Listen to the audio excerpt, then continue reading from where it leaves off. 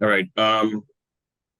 I think all of our meeting minutes, except for the last meeting, are approved. I talked to Pat today. He has notes, but he has not transcribed them. So he's going to get those to me tomorrow. Yeah. So, Sorry. somebody say something? Nope. Sorry. Okay. He's going to get me those tomorrow and I'll send them out and then we can discuss those next time. Any questions on any of that? No. All right. So that brings us to the open meeting law violation response. We discussed this in some length at the last meeting. We wanted to push it to the next meeting. Essentially, the complaint came in because Erin had reached out to a quorum to express her opinion on a matter, which is an open meeting law violation. So we need to respond to that complaint. Just want to reiterate that the complaint is filed against the committee, not a single individual. So technically speaking, all of those who engaged in that are guilty of open meeting law violation, which is why it's the committee itself that is the is where the complaint is filed against. Any comments, discussion? I said earlier, if we are, as a board, if we are filing a complaint against another board member, so now, we have a hard time finding a volunteers. If we are keep doing this kind of things, how can we find a volunteer? That's my only concern. Well, Raj, this is an opportunity to educate ourselves and to learn from mistakes that have been made. And, I've actually asked other people, and Erin included, multiple times not to email the whole committee, not to do things like that. And these things keep happening. So I felt a way to get it to maybe stop and get everybody to understand what open meeting law is and what it means, that a complaint needed to be filed so that we could educate ourselves. Jim, I have a statement I'd like to make. Good. All right, hold on. Got to find it. Let's see. Okay, so first off, I'd like to thank my fellow committee members for providing me with this opportunity to make opening remarks. I am sorry that this complaint is serving as a distraction that is taking time away from the substantive work of this committee, and I regret any role that I may have played in bringing us to this moment. If nothing else, as Jim said, this incident has made me more aware of the issues surrounding the open meeting law. And I have, since learning about the complaint, invested a considerable amount of time at better educating myself as to the nuances of the law.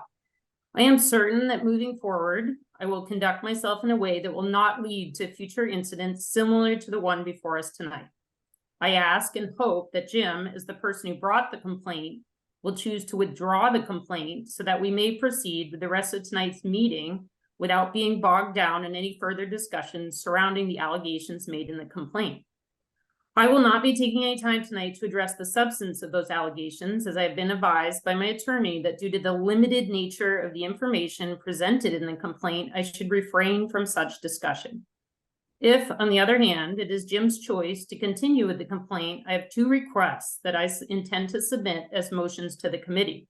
I will reserve those motions for the moment and allow Jim to respond. Yeah, I'm not going to withdraw. We have a complaint. We need to take action on it. There was a violation. We need to vote on it. If you want to submit anything, that's fine.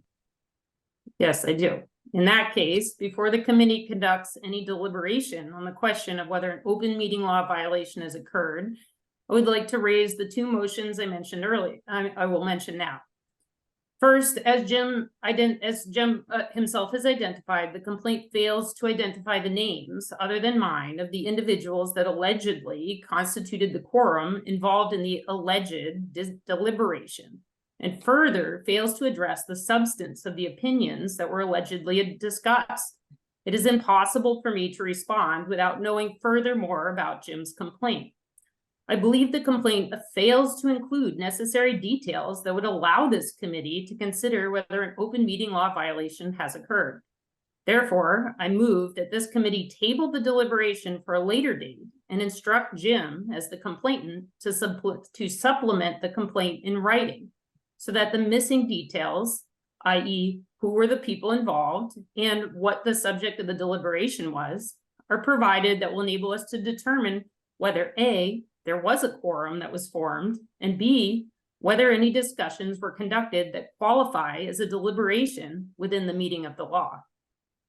Second, since I don't believe that Jim can impartially consider as a member of this committee whether a violation occurred, seeing as he is the complainant and thus has already alleged that it occurred in the complaint and by his opening statement, I move that both Jim and I be asked by the committee to recuse ourselves from deliberation on the question once more information has been supplied to the committee.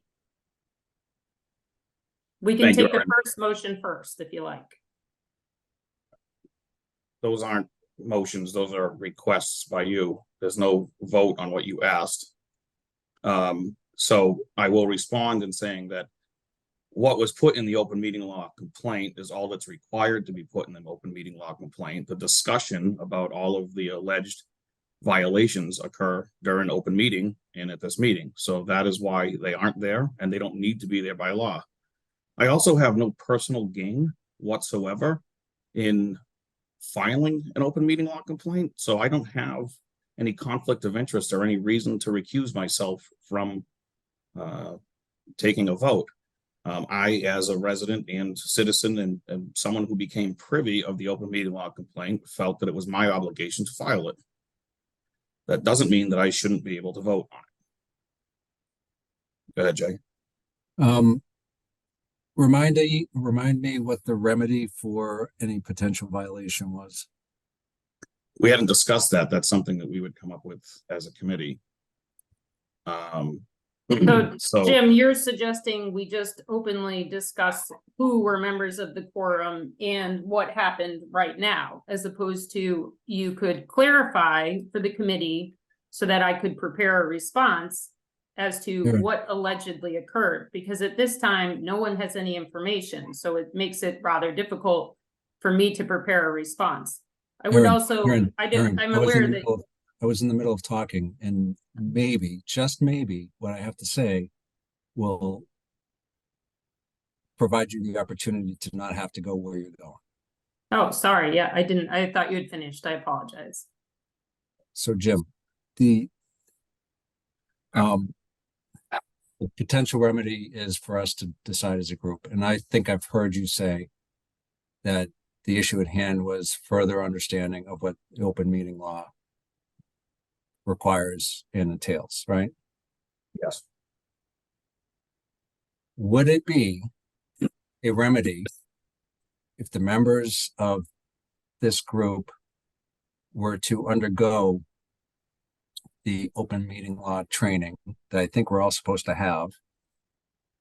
So a vote on this issue could be tabled for a next meeting, and if the members of this committee undergo that training before the next meeting, we could then decide to take a vote.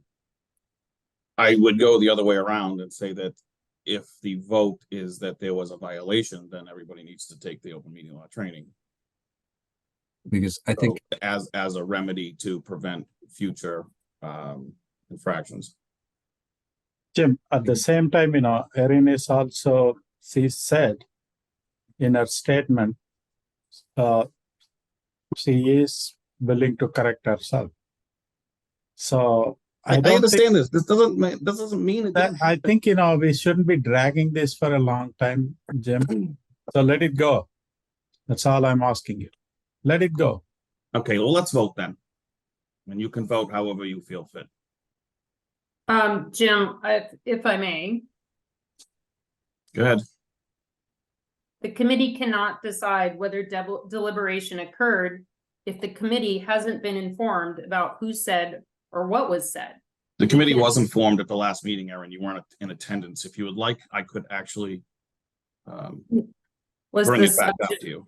Yeah, I mean, the committee can't make a decision if we don't know the context of what we're voting on. You're kind of, I feel like pushing us to a vote, and I feel fairly certain that no one is educated on the subject So matter. this is of very it. simple. There was a email exchange between yourself and Pat Induish that came to my light about taking down the trees. That was something that you did outside of an open meeting. I then received at a later date a text message from Gary Flynn saying, "What's going on? Erin contacted me about taking down the trees. What's the deal with the orientation of the field?" All up in arms about what was being discussed. So then I took it upon myself to call Raj and say, "Raj, has Erin contacted you about the trees at Mixter?" And he said, "Yes." So right there between myself's exchange with Pat, with your exchange with Pat, with your exchange with Gary, and your exchange with Raj, that constituted a quorum. And you are expressing your opinion to all of these members of the board outside of an open meeting. That is a violation of open meeting law. Period. Yeah, if I may, if you're, Go ahead. what was the opinion? I don't know what it doesn't matter what the opinion was. You had one and you expressed it outside of a meeting to a quorum. The opinion is irrelevant. If I may, Go ahead. the opinion is highly relevant because it's only a violation of the open meeting law per the open meeting law regulations that I read thoroughly, if it is the same opinion that was expressed to each of the members of the quorum. If I called the individuals and spoke on different matters, even if it was an opinion expressed, it is not a violation of the open meeting law. It is only a violation if I expressed the same opinion. So I asked, what was the opinion that I expressed? You didn't want the trees taken down. So that's So what you're I trying to said. tell me that one person you told them you wanted the trees taken down, and another person you told them you didn't want the trees taken down, therefore the opinion was different? And The there's only opinion, two opinions and there's multiple people. So I'm trying to help me understand here where, first of all, I disagree with your statement about what opinion you're talking about. You are not allowed to communicate with a quorum about any opinion outside of open meeting, period. if I may, Go ahead. that's not accurate. I am Erin, allowed. it's clear to me that you haven't taken open meeting law training, which is why you violated this open meeting law. It is accurate. And I'm not going to sit here and debate the accuracy of open meeting law with you. That is the complaint. You asked me to elaborate. I have elaborated. I am not going to withdraw. I want to move on with the meeting. So I am going to ask for a vote on whether or not the committee felt that there was an open meeting law violation based on the allegations that I just gave. Are you If going I- to deny the allegations happened? As you say it, yes, I did speak with members of the committee. It was not on a matter for the board. It was a matter that had already occurred. The board had already voted on whether the trees, on the fact that the trees would be cut down. According to the open meeting law, it needs to be a matter before the board. So to start with, the matter had been voted on and passed, and it was no longer before the board. So that right there means that there's no, it was not an open meeting law violation. That's not Second, true. It doesn't mean that it couldn't be brought in front of the board again. So It you was- expressing opinion to try to get something that was already passed reversed is a violation of open meeting. Jim, if I may. If I may. Go ahead. That's not accurate. I did not express that I did not want the trees cut down. You're just wrong. And so I think in order for this board to vote on this, you would need to, I asked the board to ask Jim for evidence because he's not right. That was not the conversation that took place. Although I agree, I did speak with several members of the board. However, I did not take a definitive stance. And I did not say what Jim has alleged that I said. It's just not true. So I asked the board, if you plan to vote on this, which is taking up our night, and you want to, you know, continue this conversation, that you ask Jim to provide evidence because he doesn't have it because it didn't happen. I did not provide, which is per the open meeting law, you need to provide the same opinion expressed in the same manner to a quorum, and that did not happen. It was also not a matter before the board. The trees had been cut, already decided. So if you'd like, You have Jim, an if you'd email like exchange to, between you'd like yourself to and have the, myself. yeah, you can provide the email. And Go ahead, through, please and the do. one with Pat, so I mean, we can Yes, please have do. that if we want, so. So, I asked the board to consider, have Jim submit evidence, please do, provide the emails and allow the board to take the evidence into consideration. Because you'll find that they're not identical and they're not cut down the trees or don't cut down the trees. That is not what happened. so I'm hearing that the counterpoint here is that you didn't express the same opinion to several people, but even if you had, it was an issue that was already addressed. Yes, that it was an issue that was not before the board. It had already been addressed. The motion had been made and the trees were going to be cut down. Additionally, I did not express a singular opinion to each member of the quorum. It's just not true. And I ask and request that Jim, if he's going to ask the committee to vote on this, provide the evidence first. Thank So you. I'm gonna read the email that dated May 18th, 2023, 1:47 PM from you to me. Jim, you may do that, but it's a waste of our time because unless you can prove. It is that a I waste of sent- our time. Unless- Raj, did she talk to you about cutting down trees? That's not an opinion. It's Not the same opinion. I have you to talk- express an opinion, as you said, so it needs to be the same opinion to each member of the committee.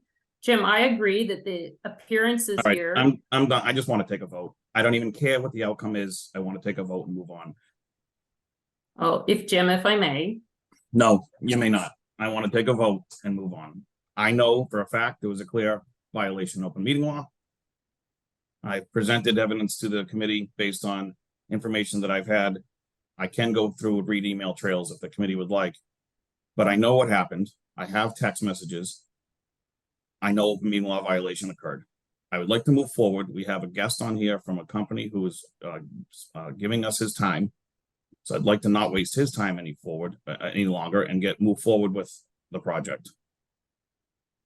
So with that, I'd like I will remind everybody that we're on a Zoom meeting, so everything has to be a roll call vote. And if I could have a motion to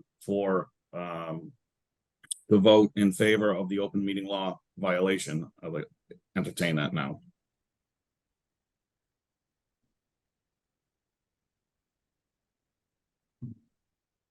I'll make that motion.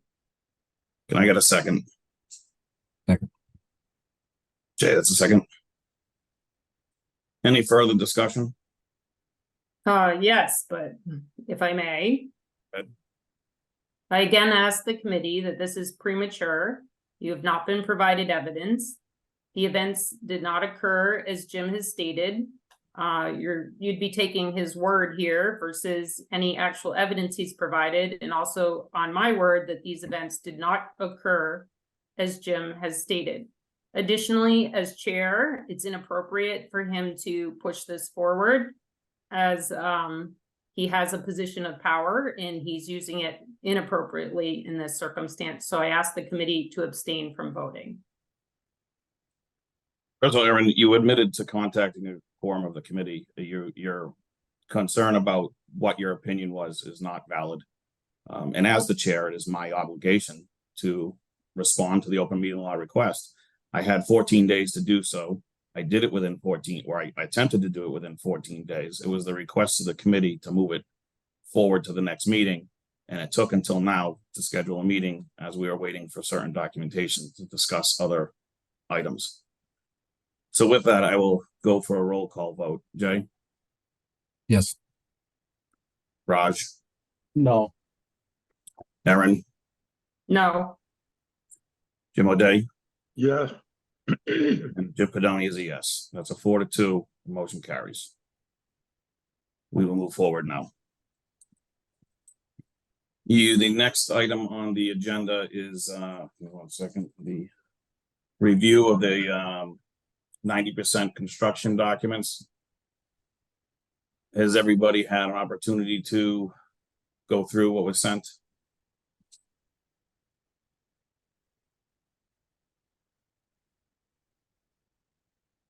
I don't know. I have to pull it up, but Essentially, and I don't know, David, if you want to maybe just give a real high level of some conversations we had to answer some questions and get to these documents. I'd be Well, happy to. I actually have them on my the, screen. We can hold off on the cost estimates and bid alternates until that's a separate item, so we can just kind of stick to a high level overview of what's in the documents and some things that we've tweaked to get the costs where they are. Okay, would it be appropriate for me to just put this on the screen? Sure. Okay, here we go. Let me know when it's showing up on your screens. I can see it. Okay, great. And I can zoom in if we need to. But this is the drawing set, and associated with this drawing set is a whole set of specifications. But the drawings are what are most understandable in terms of configuration and layout. We've got the cover sheet, the existing conditions survey, the site preparation, erosion control plan. This has all been permitted with the local conservation commission. We have an order of conditions to do the work as shown. I'll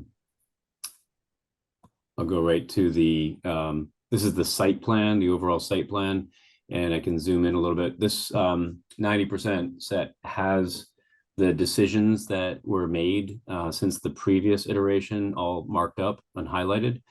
This list right here are the revisions. So the netting on the third base side is not needed. That's deleted. We're really been working very hard to keep this within the monies that have been allocated for this project, both from your capital funds as well as the grant. We're using 15-foot players benches on both sides. The dugout shelters are not included, but would be a future improvement. The electrical scope has been confirmed to bring in the wiring and the electrical panel. Previously, the West Boylston Municipal Light, there was some confusion on our part. We thought that was going to be provided by them, and no, that needs to be provided by this contractor. And so we've included irrigation to hit the skinned area to keep the proper moisture content on the skinned area. This is the oftentimes referred to as clay portion. The grass outside is already has irrigation designed for that. For accessibility up here by the parking lot, we have added a detectable warning for this curb ramp area, but the ADA parking here is something that would be provided by the town outside of the field contract. And that would complete the full accessibility for anybody coming to this site, being able to park and then navigate down to the area of active play. We have the pruning described along the third base line here so that there's be no confusion. And we've deleted the tree removals from the estimate because the town had that work performed already. We've clarified the fence heights. That was I think a QC review. They're 8 feet tall in front of the players' benches and then 4 feet tall down the baselines. And the reason for 8 feet in front of the players' benches is just, it's pretty standard practice now because sometimes kids will stand on the bench. You just want a little added protection. And we have made sure that the grading behind the backstop will allow for future bleachers. Bleachers themselves are not in the scope of this project. And they, yeah, so the turn off, the water shut off, when it's turned off, the automatic draining down below frost has been confirmed. That's part of the civil engineer's detail for that water shut off.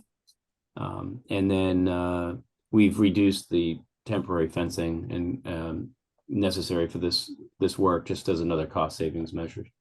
And then the last detail, the last drawing in this set is the detail sheet showing, the construction of the various components, the paving, the field, the planting, and the fencing in the skinned infield. We do have these 4 trees being replanted along there. I think that that's been part of the plan, you know, from replacing trees that were removed. These are going to be shade trees, and in this location, they also, the branch structure in them as they mature over time could have some added benefit in addition to the netting we have along the side for some ball control, getting out, keeping balls from getting out in the street. But those are the updates from what we had before. Everything else is, everything else is similar. This here in this corner is the cross section, which we had presented at conservation in terms of how the field is being graded and drainage. And I can answer any questions relative to drainage if there are any. It was all presented and approved by the Conservation Commission.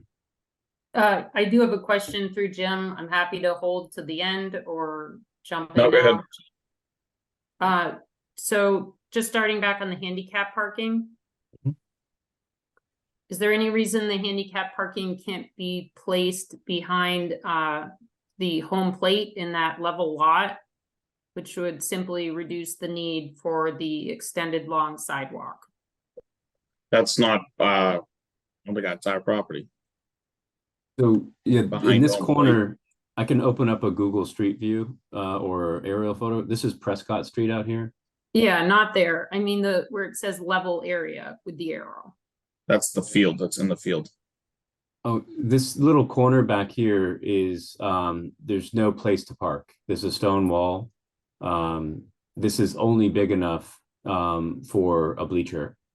There's no place to pull in off of Prescott Street and park there. And I think Okay. adding a curb cut onto Prescott at that area is would only potentially accommodate one car. And up here we could actually have accessible, you know, have two cars on either side be able to access the accessible ramp. It's a So what- walkway that's beneficial to all users, I think, getting down to the fields, and we try to accommodate, we try to create an accessible route that is the pathway that most people travel to be as inclusive as possible. Of course, I mean, certainly I support ADA. Is there a requirement for two ADA parking spots in alignment with this field? No, there's not a requirement for two. No. Is there a requirement for one? There is a requirement for, yes, I would say, so the number of accessible parking spaces required is determined by the number of parking spaces within a parking lot. The senior center already has the required parking spaces for the quantity of parking spaces in the lot. The reason why we're providing accessible parking in this location is because of the separate use the field has. It's independent of the senior center. If this was a school and people were coming from the school to the field, then we wouldn't need an accessible parking space here. But people are coming from an off-site location to use this field independent of the senior center. So we do have to provide accessible parking, but we already have technically enough accessible parking in the parking lot to satisfy code. It's just not in the right location. And so that's why we're putting one here. To the committee, I wonder what the cost of that sidewalk is in trying to stay in budget is my concern. Of course, I want to support ADA compliance. It's why I asked the question. I asked the committee to consider the cost of the sidewalk and the need for two parking spaces, and if we can trim some of the costs there. So, all right, let me back, what is your concern with the sidewalk? The cost. You don't want it, is that what you're saying? My concern is the cost of the sidewalk. Okay, If it's not So actually necessary, do we want to have the town pay for it? I'm confused. So are you talking about the walkway from the parking spaces to the field? Yes, yes, So that is part of our plan, right, David? That we would pay for that piece, That's correct. Yeah. but we wouldn't pay for the parking spot stuff that need over there. So I think we need to pay for that, Erin, is I guess. that, if that's how the committee sees it, that's fine.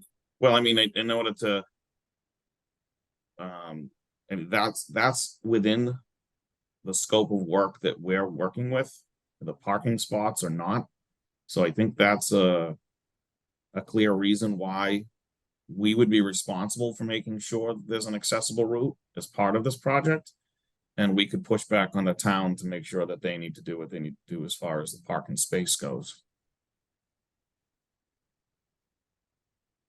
That, I mean, I know the cost of everything's a concern, right? But does that address your question? Yes, I would like the committee, that's a very long concrete pathway that might be something nice to have rather than something we need. And again, doing due diligence by the town and simply ask the committee to consider whether that sidewalk is fully necessary. Can we make the ADA parking spot, if this field requires it? I was a little confused in the answer, but if the field requires that we add an ADA parking spot, of course, I support that. Would it be possible to add it behind home plate and save the cost of a really long sidewalk that probably most of the kids are going to walk across the field anyhow? Would be my consideration for the committee to consider. I'll let David, I think David's the only one really qualified to answer. I mean, we need the ADA, and like he said, we can't put a parking spot behind home plate. There's no room there for that, and we have a stone wall in the way. Yeah, so through the chair, if putting a parking spot in here would require substantial work, opening up the stone wall, grading this out, and then you wouldn't have space for a bleacher. Part of the future program for this is to have a spectator seating area that would preclude putting a parking space in here. It's an either or situation. You can't have both in that area, just spatially. The other thing to keep in mind, it is that area is within the buffer zone of the wetland area. And we did not permit an area that has vehicular use.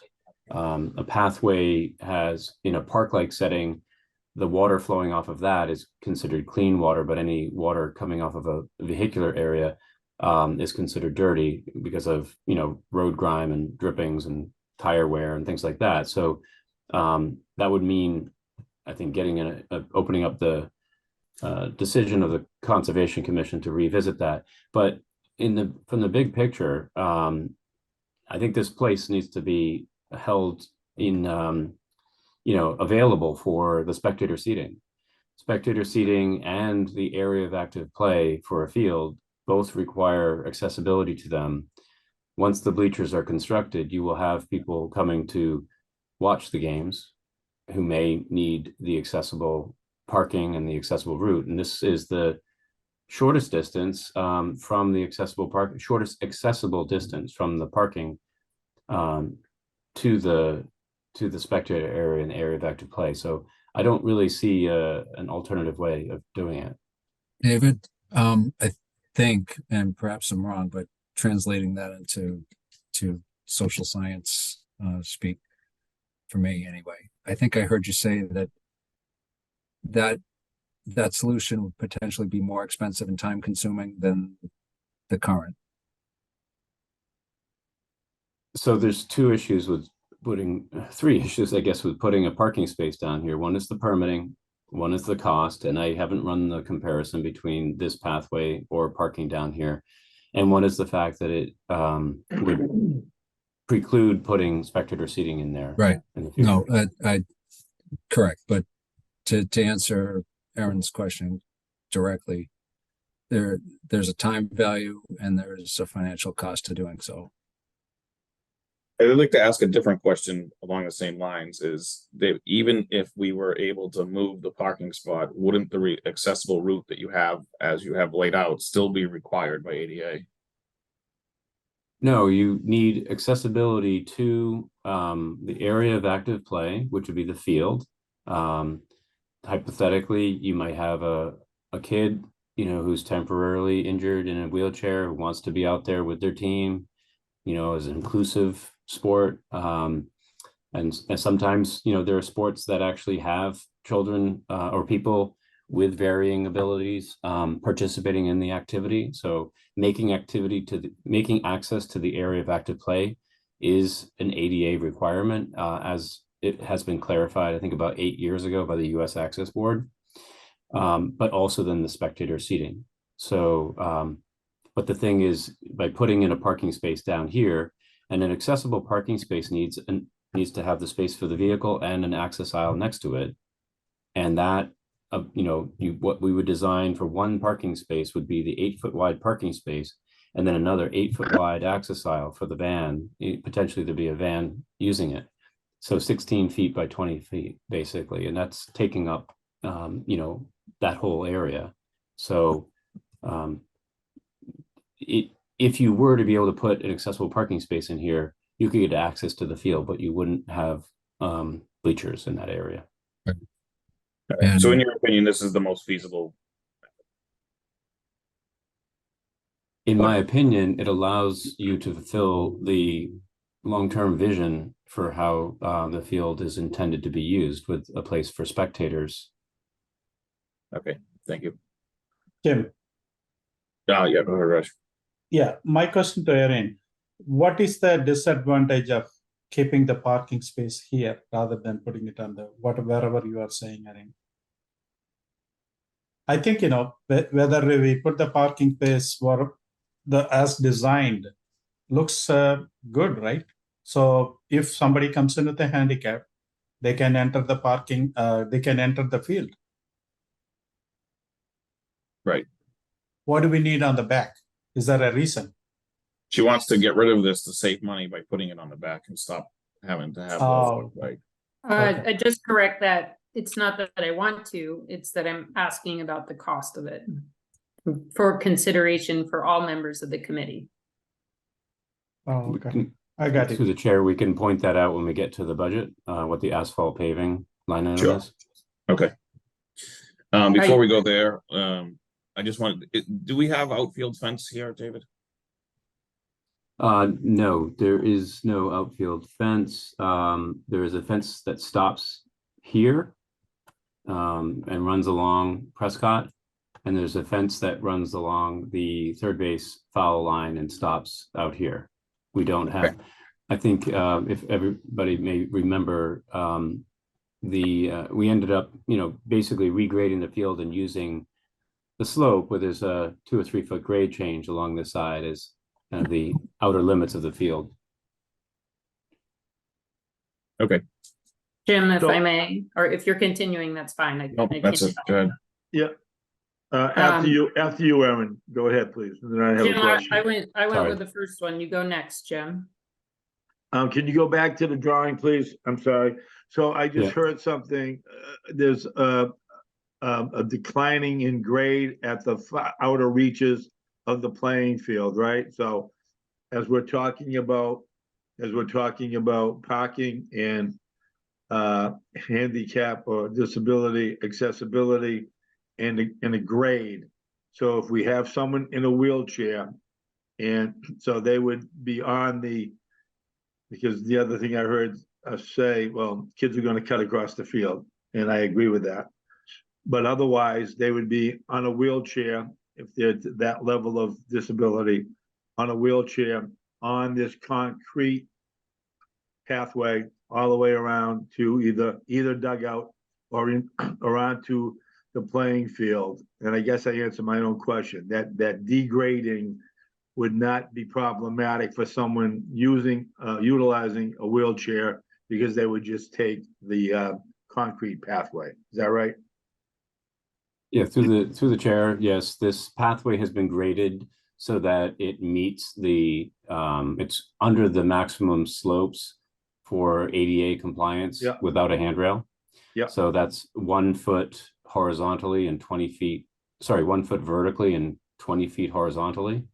And it actually follows the natural grade in this direction, where the grade is gradually sloping down.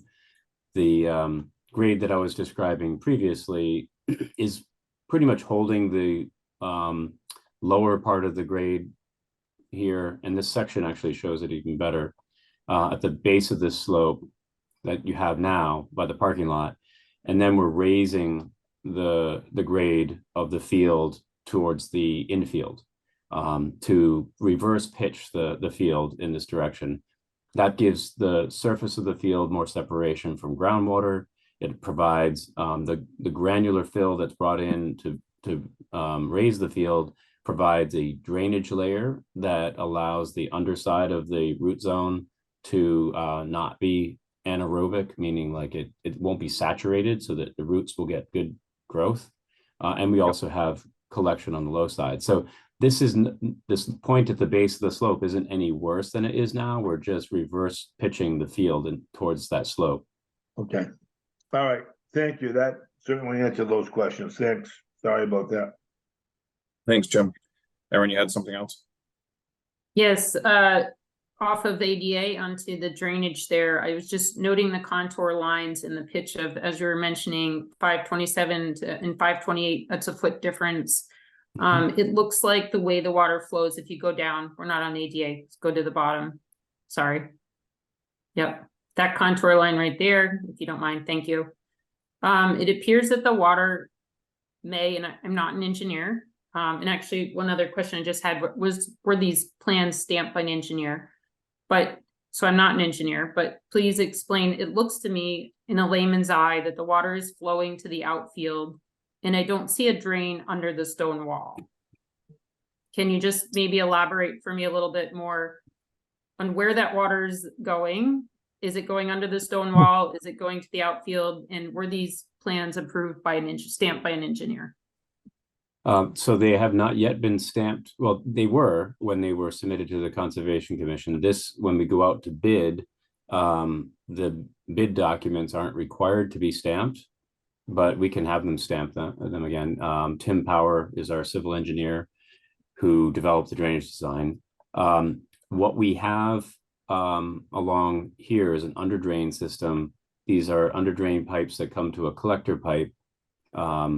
These are spaced diagonally across the within the subgrade of the field.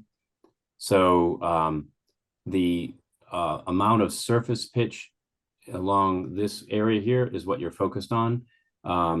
What's happening is the 528 to 527, then down to a low point. I think what we can do is interpolate a 526.5 contour in here to help define that further concentration of water over this drainage system. This drainage system is designed to pick that up. So I think that's a very observant comment, and having another intermediate contour line in here to further describe that for the contractor when they build it, to ensure the water continues to that point where it's over this drainage system, we'll certainly do that. And I think they appreciate the comment. As far as when it gets to the stone wall, the stone wall is going to have a, we have a perforated collector pipe along that side, and then the gravel fill goes right up against the stone wall. It looks to me like when this drawing was plotted, and I apologize, we make sure that this shows up. Some information didn't show up, but we have additional boulders against the base of the wall. Basically, the grade on the field side of the wall is higher than the grade on the Prescott side of the wall, and the wall is porous. So any accumulation of water in this gravel fill will bleed out to the face of the wall surface and continue to flow as it does today off the field at a slower rate, which is the benefit of running the drainage system through a gravel layer. It will help to alleviate any downstream runoff, the rate of runoff.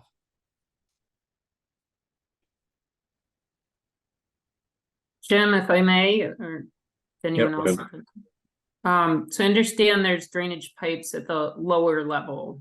Do we need them at the topsoil level? That's my understanding of how it's working. But no, these are sitting on the subgrade. Was it saying on the subgrade? Those Okay. panel drains are underneath the granular fill.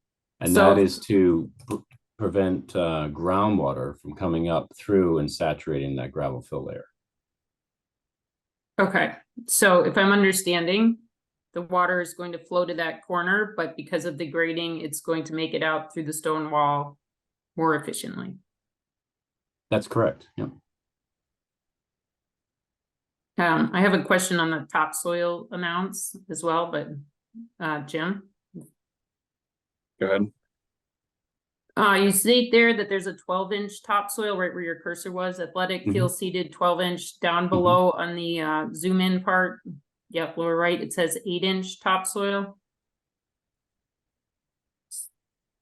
And what governs is this detail here. So that section that we had for the permitting needs to be updated. It's 12 inches. It's my understanding that 4 to 6 inches topsoil is typically sufficient. So it is 12, so the 8 inches is wrong on the lower. That's correct. 12. Yeah, the 8 inches is incorrect. That will be updated to be 12 inches. And to the chair, with regard to the recommended amount of topsoil for athletic fields, root zone, you really do want to have deep rooting. For a residential lawn, you could certainly get away with 4 to 6 inches. And for athletic fields, we would do nothing less than 6 inches. You're going to have a bulking factor when we strip this topsoil and amend it with the sand amendment. And it's going to increase the volume of the soil that you have to work with. And what our goal with the 12-inch layer is to not have to export surplus materials from the site, so we can reuse that material on the site. The 12 inches is considered a maximum for athletic field root zone. If you start going deeper than that, then it's really going to be a mineral, more sandy soil, not very compressible, because you could have more settlement, more unevenness over time. But 12 inches is perfectly acceptable. And, with the soil amendments that will be incorporated in that, it will be a stable and uniform surface over time. Through the chair, I asked the committee to consider the cost. So it sounds to me as though 12 inches is kind of the gold standard, and provides the best and most optimal play field. But it does sound like there's room again to potentially make that a bit lower. And I'm asking the committee to consider, do we need 12 inches? As I think when we get to the cost, I'd be curious what the cost component is there, but I'm guessing it's fairly significant. If there's no other questions, we can move on to the cost estimates. Hold on, I think I had one more.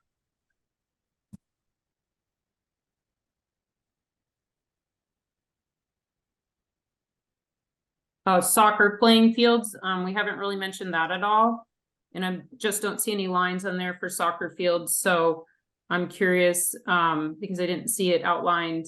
Will we Because be the able design doesn't include soccer, it's the use will allow for it. So the design is specific around a softball field. The ability to paint in soccer fields based on whatever size a permit holder requires would be done afterwards. So that's outside the scope of the design. This may be outside the scope of the design as well, but I'm wondering if there would be an access point for soccer players to the field, or will the fencing require everybody to walk around to home plate? Right now, we don't have outfield fencing. Is that planned for? Well, I was gonna talk about it later, but it's not, it was removed from this for cost reasons, and also I think because of what David mentioned about the grade out in that area that doesn't quite get to 200 feet. So I asked the committee to consider, we were hoping that with the amount that we're going to pay for this field, that it will be a multi-use field. I realized, softball seems to be taking the front stage, which is fine. I am in support of a great softball field, but given the cost to the town, it would be nice to ensure that we could consider for soccer as well. It will be considered for soccer. It's not part of the design. So we're not designing around soccer, we're designing around a softball field. It was stated that it can be used for multi-purpose, just like the current softball field is also used for soccer. So it's not up for real, it's not really not up for conversation with the uses governed by the Park Commission. However, the intent is to allow for soccer to be on the field. But again, we're not gonna design for it. Is the, or are the dimensions of the field in some capacity large enough for a adult or a high school, I guess, above level soccer field? Or would it be, as you're talking about now, and this is just my own edification, I don't have a point per se, other than, when we talk about multi-use field, a soccer field could be 80 yards and not 120, and we would be putting in lines, and that would certainly be done by the Parks Department, right? Those are not immovable. Those are, Correct. whatever the hell they use these days. So that is there enough land there for a full-blown soccer field, or would it mostly be, U11, U12, whatever the case may be? So my guess, Jim, would be that it would most likely be the younger kids.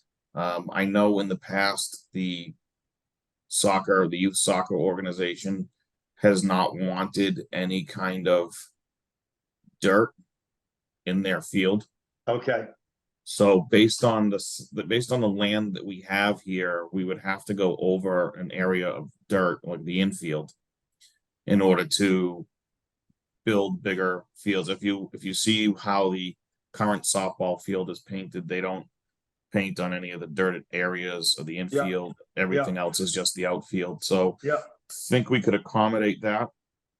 I don't think there is really enough room to have a full-size soccer field along with the softball field. I got you. Thank you.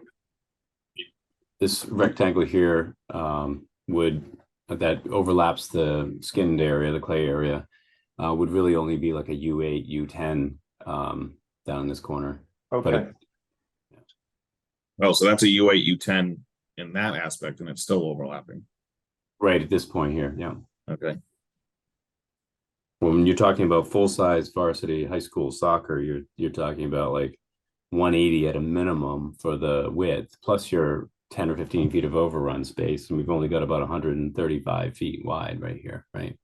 And then you're looking at 330 for the length, and you got about 200. I don't think there was, I don't think I was any intention to have a high school soccer field, understanding the size of that, but I know that as part of this project, we wanted this to be a multi-use field for at least some portion of it, which would mainly be the younger kids soccer. So if it doesn't fit the committee or this portion of the committee to put the drawings, for me, it would be nice to see so that we could tell the town we knew there could be 2 U8 soccer fields out here, or there could only be 1. Or that's outside the scope of what we asked David to do. We will use, the Parks Commission is the authority who will govern who uses it. The plan is to allow for soccer to use it if they ask. So that's up to them, but the main focus is designing a softball field. And let's face it, there is a lot of soccer fields already in use in the town. There's one softball field. I have a different question through Jim. Go ahead. I think that if I'm reading it wrong, again, you don't typically read engineering plans, but it looks like this plan calls for stone dust in the infield. This infield mix here is what you're referring to? Yeah. Is that a stone dust mix? No, it's an engineered mix of sand, silt, and clay that is designed to be easy to maintain, not have a lot of dust, and prevent it from getting too hard. But the irrigation that I mentioned that has some coverage of that allows for proper moisture management so it doesn't get too hard. So it does need grooming, of course, but it's not a stone dust material. It's a special blend of sand, silt, and clay. And the basis of design that we use is a company called Dura Edge. A lot of municipalities get their infield mixes from that company. Can you comment on the cost of that mix versus a classic stone dust or clay? Well, Aaron, I think we could probably hold that until we get to cost. So you seem very focused on cutting costs, but we haven't gotten to that section of it. This is about the actual design of the field. And I just want to reiterate that we're trying to build a proper field here and not cut corners. So when it comes to this material, I want to make sure it's the proper material, the best material for the use of the field. And when it comes to the amount of money, per cubic yard of this material, loom, things like that, when you're talking, changing it out or a couple inches of loom, it's very insignificant in the overall cost. So I think we should kind of keep that in mind, and let's hold off on the cost cutting questions until we get to reviewing the estimates. So is there any other questions in regard to the design of the field? Yes, this is my final question. Good. Does this plan call for irrigation of the topsoil? Yes. Sorry. No, go ahead. Go ahead, David. The whole area within the field of play has irrigation, and we will show you how that falls in the project budget. Is the current field irrigated? Yes.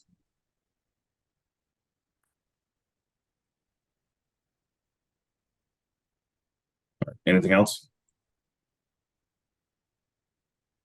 Any other committee members have anything they want to add?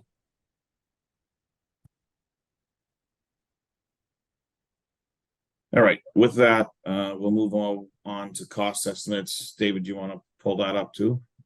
Sure, I have that here. And I do have, let's see, a more detailed estimate. If we want to answer specific questions, I'll pull that up on my other screen so you can see the overview first. Oh, it's the same name, okay. Oh, here we go. Summary site, sheet 1. Yeah, so I can go and answer questions here. I wasn't expecting to get into some of the level of detail here, but I'd be happy to answer any questions to the pleasure of the board. The summary here, the summary sheet shows that the site work construction costs are estimated at $538,827. And then, we have these other markups associated with that for work in the public sector, general conditions. We have contingency, escalation, insurance, overhead and fee, overhead and profit, typically, what a contractor would be adding on. So the actual construction costs in our estimate is just over $690,000. And then the soft costs that have been encumbered on this project are summarized here. Our fee, our civil engineer, electrical, irrigation, survey, and the soft costs are at $85,000. So the total project cost of $776,000 is what we're showing here as those two added together. And we have summarized what we understand the town budget and the grant together are $802,000. And so this leaves a surplus of $26,000 based on this breakdown. But what we have done in order to get to that point and those difficult decisions after our previous presentation, which showed, I think, 140,000 or so over budget, was to identify the irrigation, the booster pump, the water connection, and the electrical as a bid alternate. And that bid alternate value is estimated at 131,000. There was also a question as to whether what the cost premium would be to use sod, which is pre-grown athletic field grass that's rolled out and allows you to play on the field a year earlier. And the premium for that is $36,000. You can't put sod down without irrigation, so we put that in as bid alternate number 2. In public bidding, you have to structure your bid alternates so that you take them in order. So, you know, since irrigation is a prerequisite for sod, we put that in as alternate number 2. So I think to answer a couple of the questions that came up earlier relative to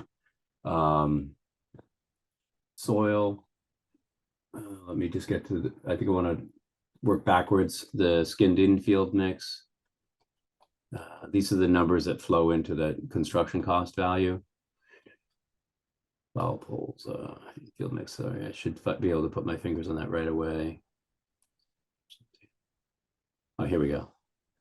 The infield mix, and it's by ton. There's 55,000 for the infield mix. And I don't have, you know, a comparative cost. I could ballpark it for you. But I guess just to explain that we wouldn't recommend a clay because those infield mixes that are just more of a pure clay turn very crusty, very hard, and also very dusty when they're dry. And municipalities who have ever tried that end up replacing them. They're not happy with the high clay, high silt infield mixes. The ones that we're specifying are engineered for ease of maintenance and playability.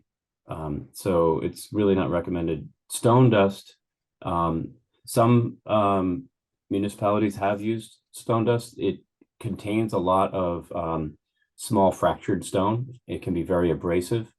And when people slide on it and bare skin is exposed, you can actually get abrasions.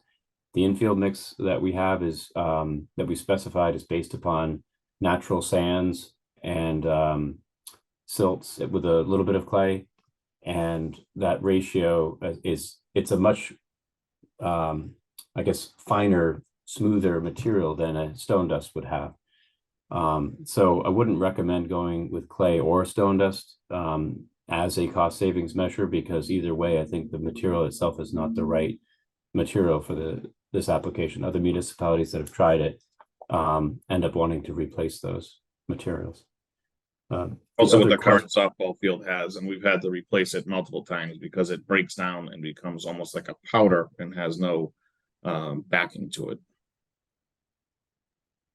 So the topsoil, let me just go back up to the site preparation, which is see, earthwork, vegetation management, erosion, sedimentation, fill, stripping, cut, imported soils. Okay, so one thing to keep in mind with that cross section that I showed you for regrading of the field is you're going to be importing a lot of material. We're looking at close to 2,800 cubic yards, and most of your trailer dumps are around 30 cubic yards. You can do the math. It's probably over 900 truckloads of material coming in. That's a big fill. And that's built into the price. This is the foundation of getting the field to elevated, to drain properly, with the infield high and the outfield, you know, and the infield pitching to the outfield, to the outfield. So that's a big ticket item. The topsoil, on the other hand, is we're basically screening it and amending it. And there'll be some import, but you see this number down here. We've got 23,000 for import, and the amendment and the screening, which is just a mechanical operation, is another 52,000. So like 75,000 for the topsoil as compared to the fill. When it comes to field construction, and we've been doing this for many years, I started in this profession in the mid-90s. You've got to get the soils right. And I think that's, one of the reasons why the town went through the process of hiring consultants such as us and our sub-consultant team to recommend materials that we know are proven and will work properly. If you were to reduce the thickness of the topsoil, you're not really saving money because you're buying more gravel, to reach the same finished grade. So I see those as not, this basically as an equal trade-off, between the two. You're not, by skinning up the topsoil, you'd be lowering grade to save money. And we've established the finished grades to provide the drainage design needed within the surrounding topography. I'll go back to the summary sheet. Sorry, the sheet one here. Anybody have any questions on the cost estimates? The only thing I'd like to bring up, David, I was just thinking of it as we were going over the construction documents, is would it be prudent to put a bid alternate 3 of an outfield fence? Mm-hmm. And then that way we go to bid, we get all of the bid responses, and we can then determine whether or not we want to go that route. I think bid alternate 1 and 2 makes sense as you have them laid out. And if they have to go in order, I would put bid alternate 3 as an outfield fence last. I mean, that's something I would also say, the netting we took down on the third base sign was to save costs. A few of the other things we did, David and I met, we went over, we got rid of the foul poles that he originally had and went with less expensive foul poles. So we did do some cost cutting initially to get down to this level. And we could go for CPC money later to put up netting, to put in a fence, to do a lot of things like that in the future. But maybe it would be a good idea to add bid alternate 3 of outfield fencing. Anybody have any opinion on that? Yeah, no, I mean, initially on when we were looking at all this earlier on, I was hopeful that a fence in the outfield would be there. The ball goes through someone's leg, it's out, it's in play, it's out of play, it's in the street, is it out of play, is it in play? And I don't mean the street, I mean coming into the park, into the driveway. So, like the driveway is gonna be here, somebody's in the outfield, goes through their legs, now it's an automatic double, it just becomes a whole big nuisance with how you deal with all that. So I was hopeful that there was a fence in this final version, just for the sake of keeping things confined and having a field that we know is enclosed. I know it's short of the 200, and I know that can also raise other issues with regards to whether or not we can have tournaments, this, that, and the other thing. I do think, Jim, that short area is 190, which I think does allow us to still be within regulation in that area. But I guess my thought is we would put in temporary fencing if it wasn't included in this. Okay. So it would be enclosed, but I think that is something that I 100% agree with you on the fencing. But from a cost perspective to I get it. built, I think that was something that can always be done later, and we could do temporary in the meantime. Yeah. Yeah, to that point though, I mean, if doing a fence now would save some money in the future, because it's not going to get any cheaper either. Right. But is that not a safety issue as well? What do you mean? Well, I mean, I can picture balls going all over the place and just, escaping the confines of the park, right? Yeah, I think I would agree with that. But I think a temporary fence, which is what we do for A and B fields, would satisfy that, I do think the ultimate goal would be to have a permanent fence. I don't know if that addresses the questions. Well, I guess what I'm thinking is that I'd like to know what a fence would cost anyway. I mean, it just feels like, you know, it's a lot of money to be spending on a field. We might as well get it right. There's a lot of things that we do in town that just aren't done right the first time. And Sure. I'd really like it. I'd really like to finish the job and not leave it to the winds of chance by putting up a temporary fence if we can avoid it. So would you like to get a price for the fencing to I be would. in the actual bid? I would. And then allow for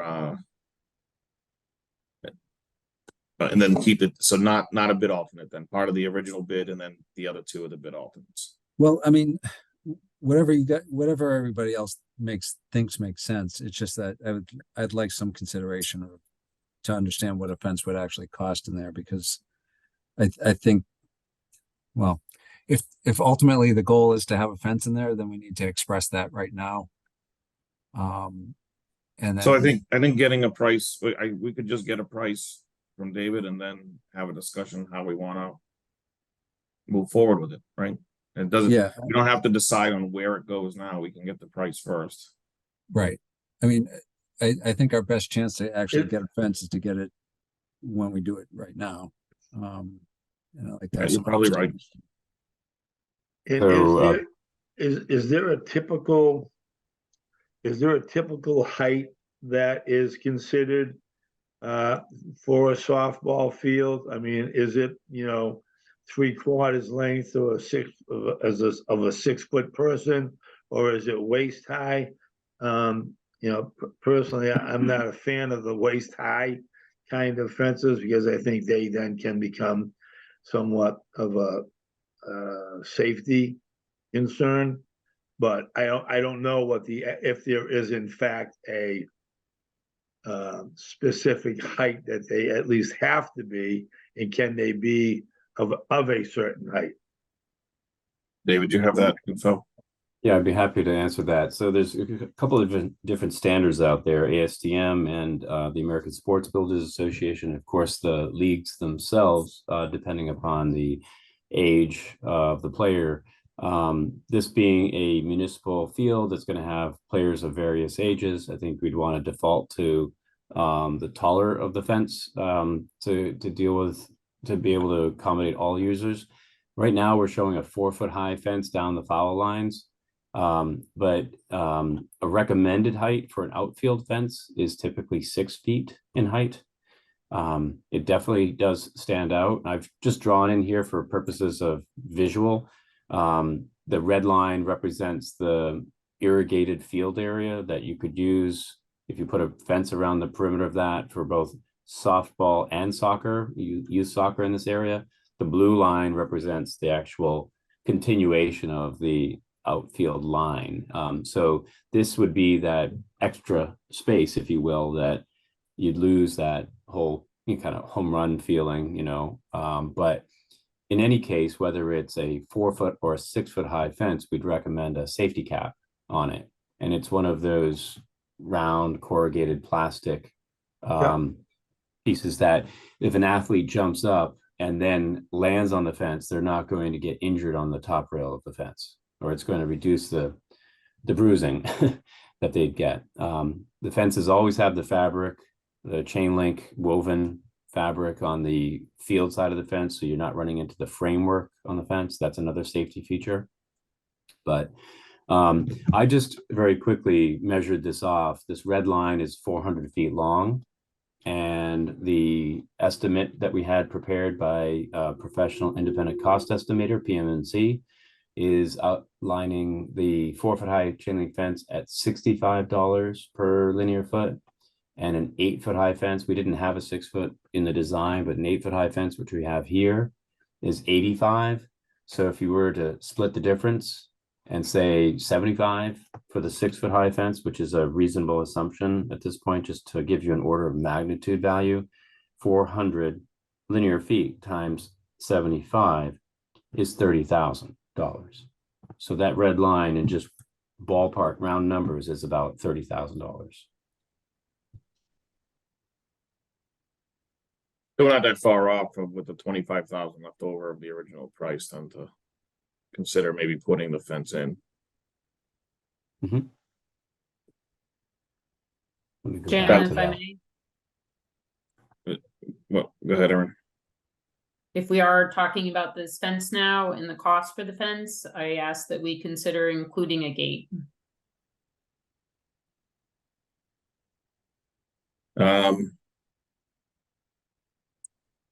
David, what would the implicate? I mean, we have a gate at the high school baseball field. What would the implications of a gate be, do you think?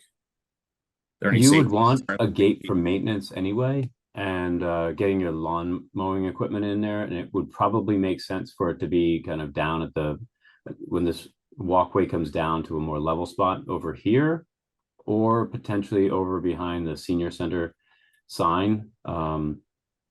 So one of the nice things about ending the fence here and then leaving this open is you don't have a fence that's really crowding the senior center sign.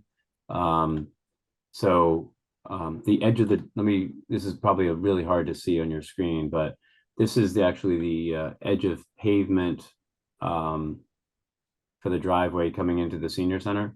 That's where the curb line is, that yellow. But the senior center sign is set way back.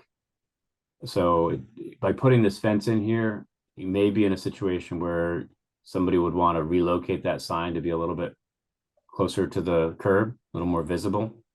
What's the blue line you drew? That's just simply the two, I think it's 200 feet, right? To Okay. from home plate. It's, I think Yes. ideally that would be where we would want the fence, would be the 200-foot mark, and then just kind of bring it in a little bit of that 190 area where you'd have to, and then go back out to the 200 feet when you can. Jim, if I may? Yeah. Are you suggesting putting the fence at the, like a solid fence at the blue line as opposed to the red line? Is that what you're Yes. saying? Yeah, to make it That- maybe like a curved outfield fence. That would have a significant impact for any soccer use or any any alternative sports use, if I'm understanding correctly, because you're now It's putting a no fence. different than it's no different than how the current softball field is. It's the same size. So am There's I, soccer use there. is it grass going out to the red? Are we gonna, put loam fill all the way out to the red line? Yeah, I mean, we have to make the site look appropriate. So that will just be lost space then, or if we put the fence along the blue line, we'll lose that space as a contiguous part of the newly loamed, newly seeded, newly irrigated playing Well, field. not space. really. It's a spectator area. So the You put it spectators along will the have, red line. I mean, if you go to a softball game now, plenty of people sit in the grass on the other side of the outfield fence. If you put the fence where that red line is, then everybody's on pavement. And well, actually, what's that space between that yellow line, David, and the red line? oh, this is just the lawn area. So this is the curb line. This yellow line is the curb line coming into the senior center. The driveway is right here. So, Okay. right. Oh, all That's the right. driveway coming in to the senior center. So this is just lawn right here, right? And then on the other side of this red line, by design, this has got the full drainage system, root zone, irrigation system in here. David, where does, between the, if it's there, between the blue line and the red line, where does the grade of the field begin to sort of slope down towards the driveway? It actually is going to slope up towards the driveway at this corner right here.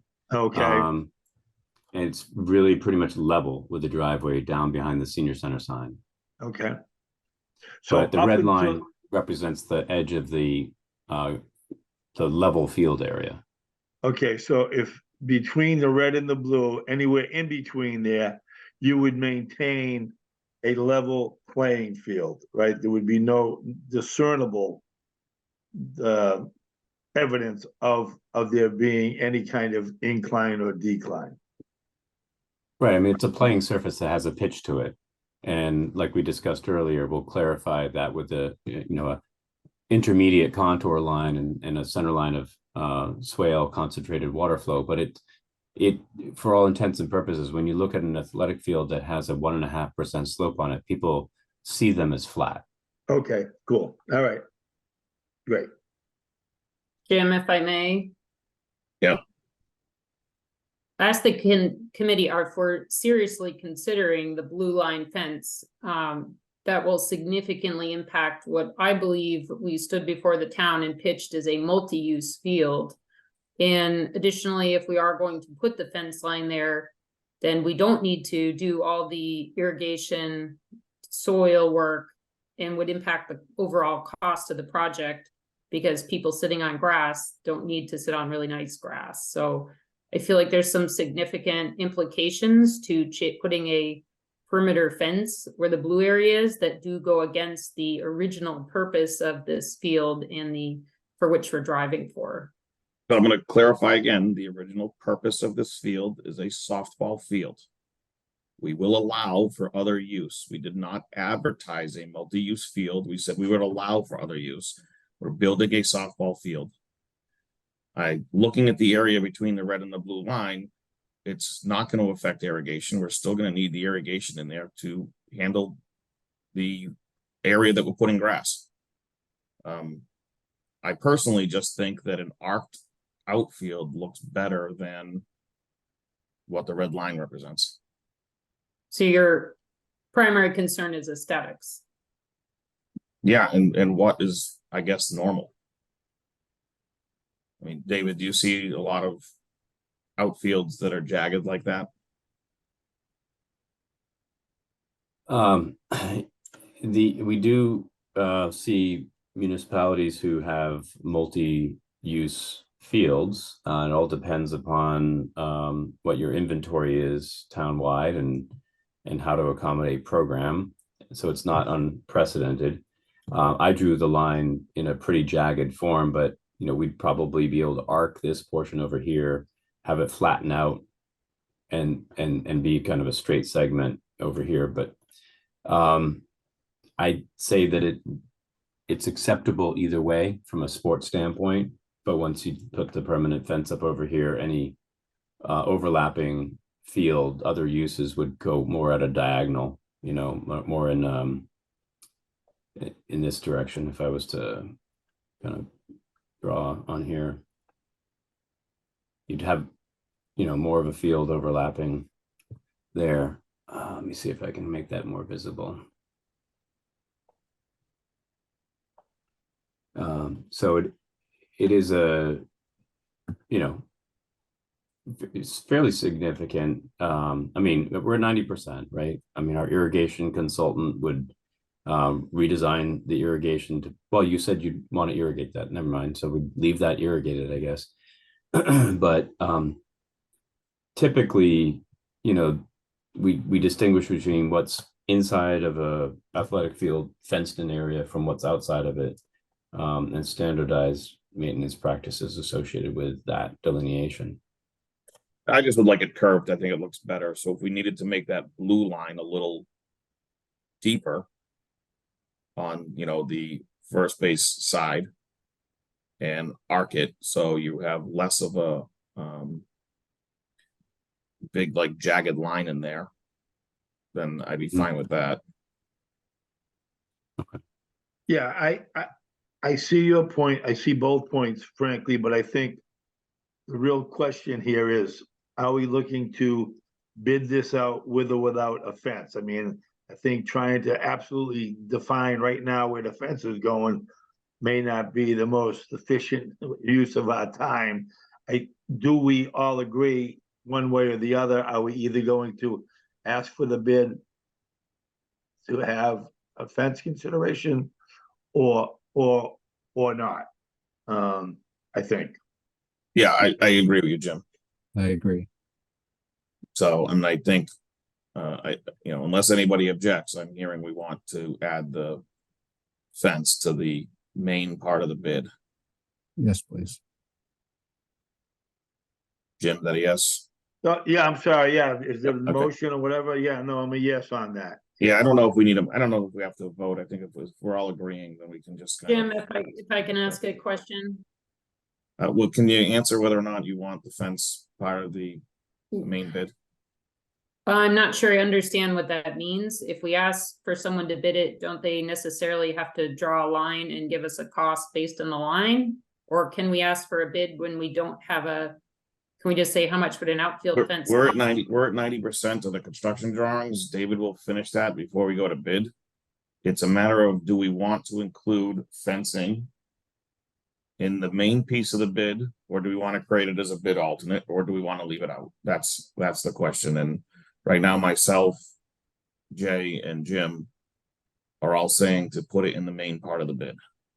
I'm happy to go with the committee. I was just trying to further understand the implications of doing that. Well, we'll get, So maybe it's 400 feet, or maybe it's 379, or what have you. 400 would, I think, be the top end of what that fence might be, or if it's sort of shorter with the blue, then it's 380. But again, it's whether or not are we accepting of the idea that it's going to be with a fence on the bid or not. I mean, the amount of cash that is going to be a little different. I don't think is going to make the difference on whether or not we do the actual design of it. Is it going to be included? Could be 380, could be 400, could be 365. It's not going to be. Do we more than have to 400. give them a number? When we put this out for bid, and again, my apologies, I don't understand fully this process. So when we put it out for bid, as you're suggesting we do we need to include a size? And if yes, can we just include the maximum size? And that way we can put it in the bid. It'll be part of the design. construction documents. So it's what goes in the construction documents. That's not answering the question. We have So- to decide where the fence will be. That is a separate question or what we're discussing right now. Jim, may I maybe rephrase Aaron's question, which is, or let me put it this way. My understanding is that we're 90%. When we get to 100%, there will be a fence drawn in there if we ask them to put a fence in there. And then at that point, we'll know how long the fence has to be. Right. Does that answer your Thank you. question? Thank you, Jay.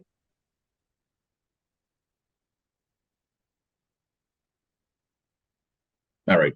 Any other questions? All right. If not, David, oh, go ahead. Jay. Yeah, Jim, I would just like to have a clear understanding of where we're drawing it. I've drawn it roughly in blue, the larger crescent that deviates from the 200 line, just because it's more aesthetically pleasing. You know, in that distance, I can just give you a dimension on that right now, to approximately, let's see if I get that moved out there. That is about 235 feet from home plate, you know, arcing around to about 190. So it's not going to be you know, arc directly off of home plate, but it will be an arc that maximizes the use of the field area inside of the fence, while eliminating this little corner here. And I want to understand from the committee whether we should draw the fence more along the lines of where this blue line is, or maximize the actual field area. So I would like to draw it more along the line of where the blue is, but I also have a number of 225 sticking in my head for some reason. Is that typically a maximum distance?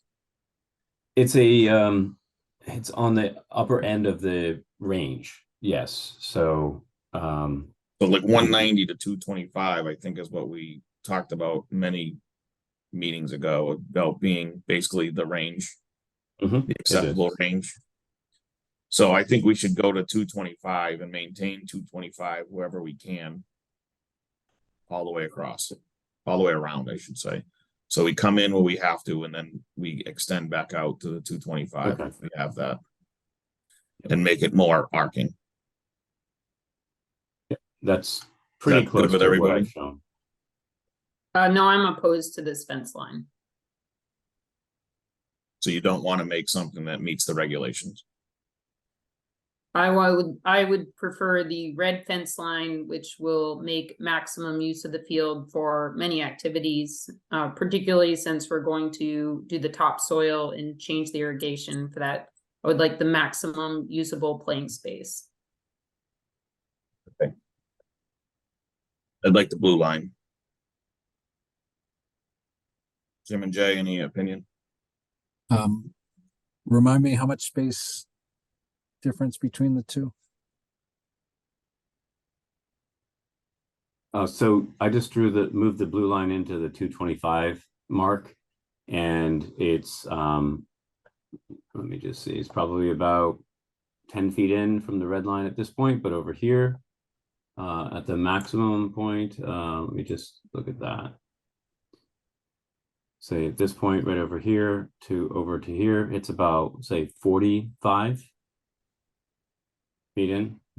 Okay, so not an inconsequential amount, but This is a triangular space, that if the red fence was in, a rectangular field could be oriented more perpendicular in the corner, but with the blue line as drawn, a similar field with also overlap on the skinned area here would Right. fit in a angled direction. but even if oriented in the other direction, you'd still have overlap at one end of the field. Yeah, the end versus the side. It would still be a youth soccer field. It would never be an adult size field. Right, but I thought we said two things. Can you show me the foul line in right field, please? Yep. That is, let's see. I'll just draw that in bright green at 10. So that's right down here. I'm sorry, left field. I'm sorry, left field. Okay. I'll do Sorry.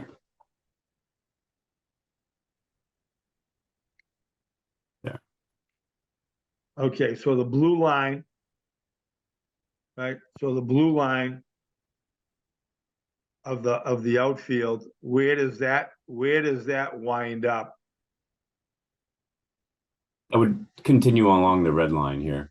But what I had Okay. said earlier was we could Okay. round this corner off a little bit. Okay, so I guess my point is, regardless of this fence in multiple field play, if we were to turn the field totally from right to left and have it butt up against the first base foul line, it still doesn't fit in there without it being on the skin of the infield. Is that correct? Yeah, the green box drew, right, is correct. Right? And to further that point, by looking at a fence for that blue line as opposed to the red, it looks like it would be more cost effective as well, right? So we're not compromising a soccer field anymore with that than not, and we're enhancing the aesthetic value of the softball field at the same time, correct? It was definitely less fence, so yeah. The dimensions of the green, I'm sorry if I missed this, are for which size of youth soccer? Approximating this in here. Let's I see. think I heard them say U8. Yeah, Yeah, so this is 95 by about 135, 95 by 135. I think that's U8, yeah. That sounded a little big for U8, but I don't remember what they are. off the top I of my think head. it can be as low as 75 to like 115, But it's in no case is it ever going to be any bigger. Yeah. without the infield, I right? don't think we're talking about high school soccer. We have one high school soccer team, so No, it's no, this is definitely. I understand, but Yeah. your point has been looking for multiple uses for the field. And I think also the chair has said that in most instances, the youth soccer league does not want to play where there is dirt. So there's no way Yeah. you can turn this field anyway where there isn't going to be some piece of dirt that may or may not be acceptable to the youth soccer league. That's all I'm trying to point out. Oh, I completely agree. I don't think they do want to play on dirt. However, there's a lot of practices that go on, particularly for the really small kids, with those little net goals and Yep. additionally just other sports practices like lacrosse. So now we're not thinking like regulation game here. We're thinking about practice space, right? As There's well. plenty of- So Plenty of room to have all this practice stuff with the curb fence. You're not, I guess the point, and Jay kind of mentioned it, you're not gaining much by the 46 feet there in that little tiny corner. that could be true. I mean, The that- aesthetics, I think, the aesthetics and the cost of the fence is more, in line with, I think, what the goal here is than anything else. Well, that's fine. If the goal is aesthetics first, I'm happy to be outvoted. However, if this is what the committee decides they'd prefer, I wonder, should we now look at, are we going to really loam and topsoil that extra space? And is there a cost savings there? It doesn't seem smart to do the kind of irrigation and work that we're going to do on that space that's now going to be just for sitting on. But we still need something there, and this place is going to be a construction zone, and it's gonna be disrupted, so it needs to be put back to something. So if you wanna, Right. well, the bid alternate 2 is sod, but you're gonna have to seed it. That was the biggest fucking waste of time of all time. Yeah, so it was Jim, just like, can you, it mute wasn't Jim? even a meet and greet. I don't think I was there. Mr. Chair, Yeah. the area outside the outfield fence here, all of this area is going to be reseeded as well, but it's not irrigated. So, I think this is kind of an arbitrary line. If the fence is in here, that the treatment in here might be more consistent with the peripheral landscape treatment. Sure, yeah. But I guess from a grading and topsoil standpoint, you're still gonna have to grade this out all the way to that end, regardless what you do, right? Yep. And you're gonna have to put material in there. So I don't see a huge cost-cutting effort by, I guess, skimping on that. What we would do if this was a permanent fence is we would take this drain line that's running along here and run it just behind the fence. So it takes the water in a more direct path over to this corner. That's definitely a change that I would recommend, because the permanent fence essentially means that you can change the grade at that point, right? You can start to slope up, for instance, and this can become the center line of your swale rather than pushing the water all the way over to this edge. Okay.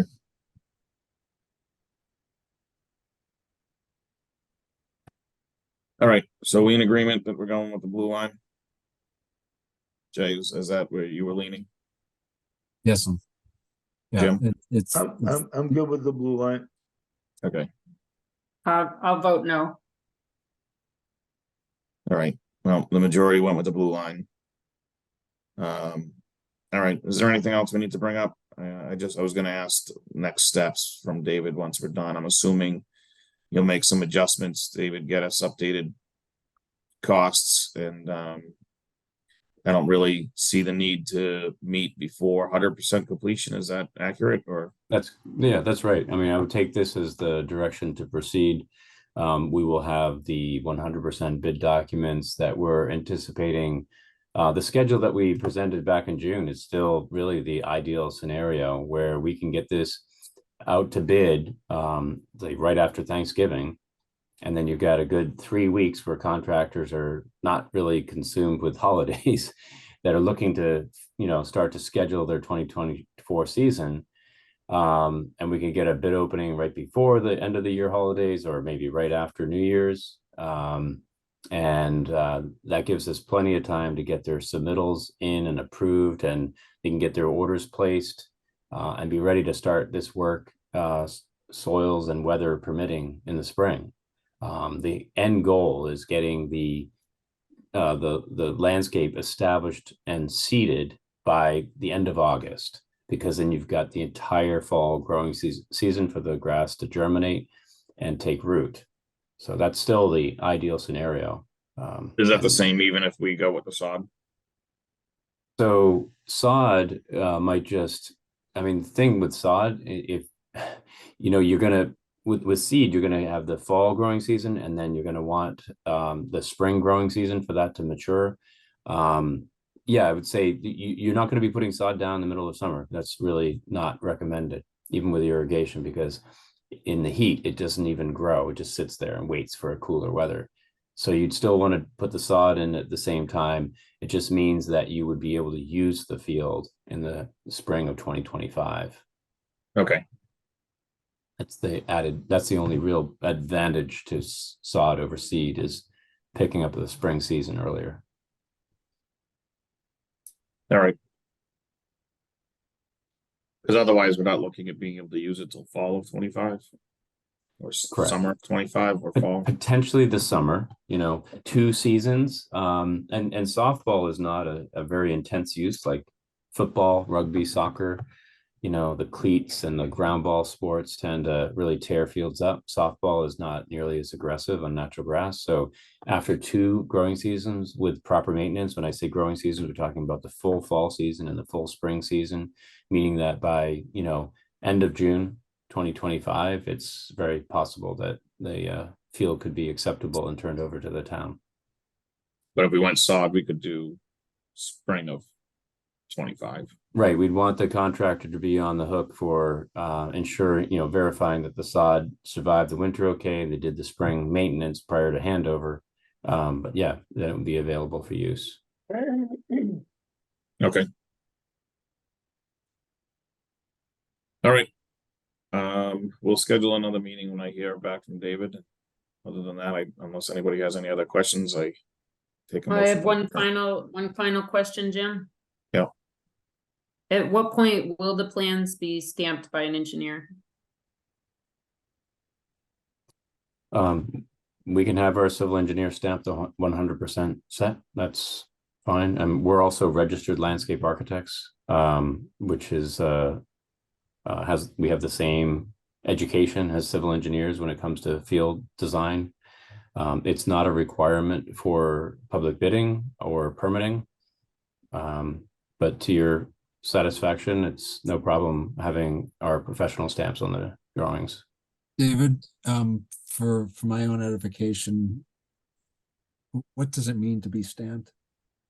So a stamp represents the license of the design professional who produced the design, and that they stand behind its design and whatever calculations. So it's a assurance to the public who hire the design professional that they've done their job.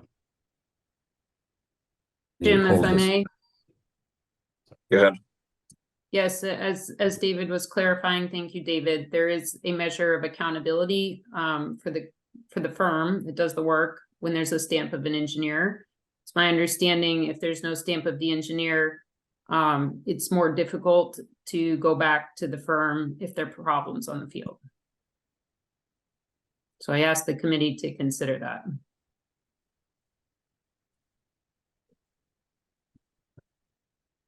What's the cost associated, David, with stamping them? No cost. Okay. No. And with regard to me and my firm, we stand behind our work. And I'm not just saying that. I've been working with you throughout this entire process. And even when the field is constructed, if you have questions, I'll be working with you and overseeing the contractor's work during the installation to make sure that it's being done properly. So there's nothing I want more than to have everybody on this call very happy with the finished results, and I'm personally committed to that. And David, for the record, it's no implication on you or the work you've done. I know you did the basketball courts in town for us, and we've enjoyed those greatly. Of course, it's no implication on you or your intention to do good work. It's simply due diligence as we're acting on behalf of the entire town. Understood.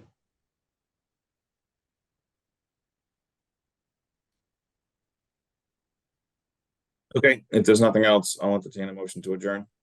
I'd like to make a Second. motion to adjourn. All right, I think Jim said so move, and Jay, you want to just second? Second.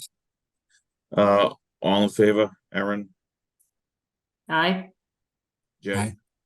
Jim, Aye. and Pedoni is an aye. Thank you, David. Thank you for your time. Thank You're you. welcome.